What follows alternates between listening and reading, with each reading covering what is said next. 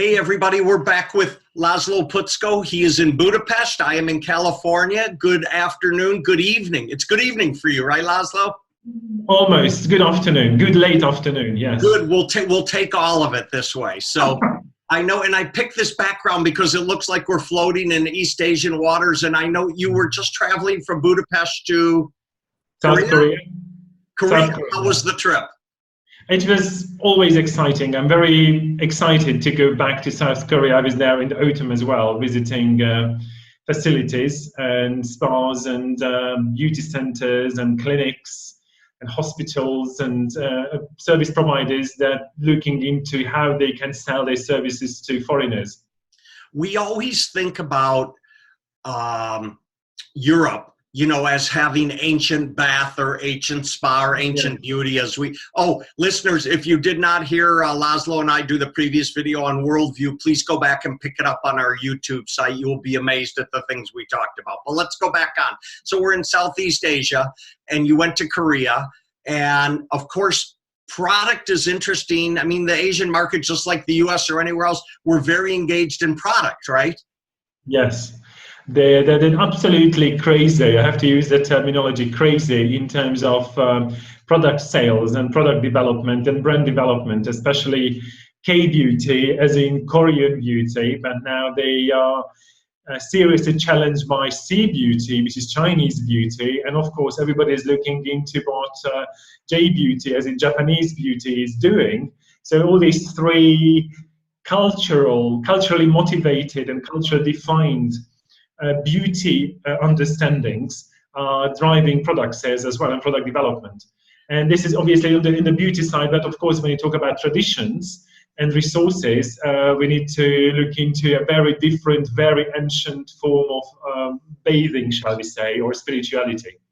Did you have treatments while you were over there?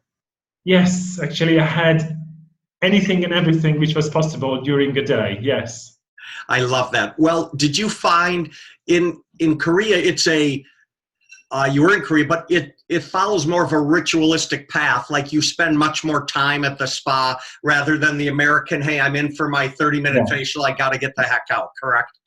What really amazed me and really was striking, that when you go to the traditional bathing establishments, which are called jjimjilbang, which are all hot spring-based facilities, they are open 24 hours, and young people, Generation Z, Xennials, any age group would turn up without any problem, without any issues. So you would have people in the 60s, 70s, 50s, 20s, teens, all coming in and enjoying the facilities, which is a very different phenomenon as I can see in many countries. So I was really amazed to see that even young generations are following the steps of the predecessors. Obviously, you go to a hot room, say a sauna room, which is would be, let's say 100, what would that be, 180 Fahrenheit easily, you know, kind of a bio thing,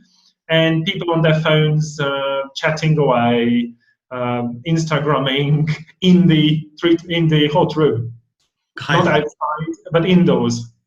There shows a lot of difference between that and the U.S. market, right? Where it's phones off, stop using it. You need to be 18 years old. I mean, there's still a lot of restrictions, moralistically or otherwise. I'm not clear in the U.S. market. But you talked about younger people. Do you know? I just read where the terminology, right? The next generation coming up, this Gen Z, they're 7 to 22 years old.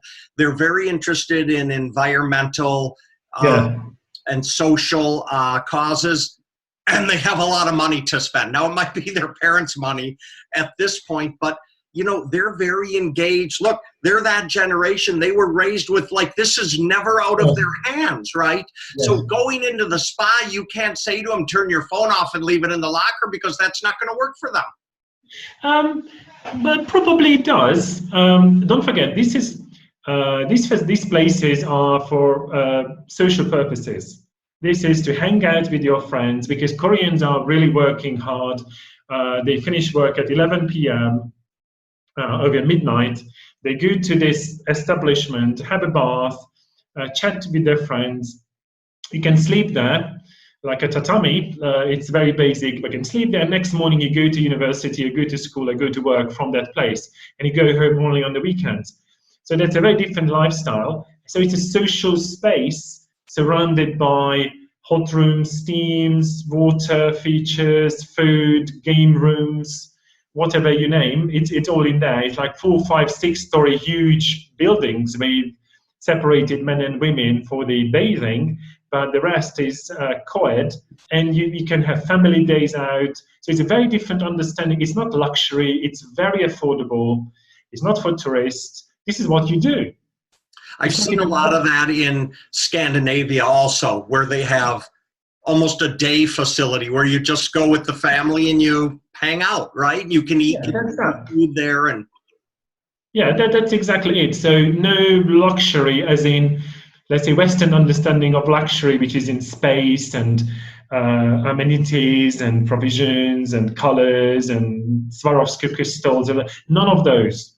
It's all about just have some leisure time. You enjoy yourself, and you might take some treatments, but the treatments are very, very simple and basic as well, very efficient, but no glitzy products used, nothing like it. You know, this is one end of the social wellness, if you wish. And of course, you have the craze about beauty and wrinkles. I mean, more like lack of it, because in Korea, that's absolutely mental, you know, positive as well as kind of critical way of being worried about your wrinkles. So that's amazing product sales. It's just absolutely amazing. Did these social places, they sell retail also? They have large retail areas? Not at all. Not at all. Okay. No, this is not that. This is leisure. Some food, easy noodles, bit of salad, couple of drinks.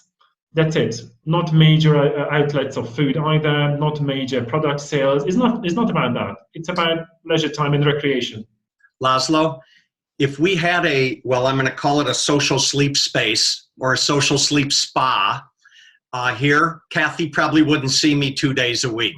Because we're guys like you and I mean, we're on the go. Look, I always thought I wanted to be a diamond traveler on Delta. And then after I was a diamond traveler for 5 years, I was trying to figure out how not to be a diamond traveler, right? Yeah. And the ability to just, like, I use down here a infrared sauna. I go twice a week for 45-minute sessions. It's kind of my quiet time, right? I like to get into it. I'm one who likes to take the water. So for me, just kind of being in the pool and floating and stuff, that is my cathartic treatment. It's a way of relaxation. So even though we focus here on the U.S. maybe too much on, or more so on the luxury and the resort level glitzy spa, this social gathering can't be far behind.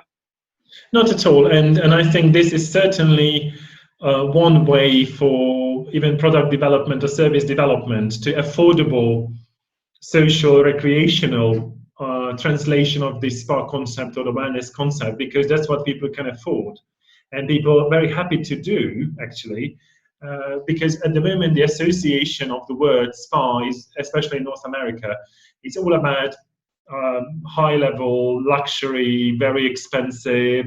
Don't even think about it. You cannot call an affordable facility a spa because the associations wouldn't support it. Right. So you would need to call it somewhat else.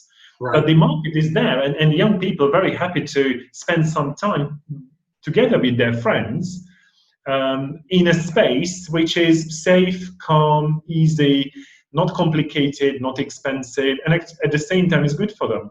And let's say the Korean example, I absolutely admiring the cultural phenomenon that young people still follow the footsteps of their parents and they still go, and it's uncomplicated and it's very easy, and that I really, really like. Well, I love it. In fact, on my next trip over, I'm going to make you take me to some social spaces, okay? You can count on that. Thank you. Let's go. Zelim, he's in Budapest. He's a man of the world. He travels everywhere. He'd love to hear from you. You know his information comes up on the next screen. Laszlo, it's always a pleasure talking to you. Best to you and your family. So is mine. Thanks a lot, Allan. Bye-bye. Bye.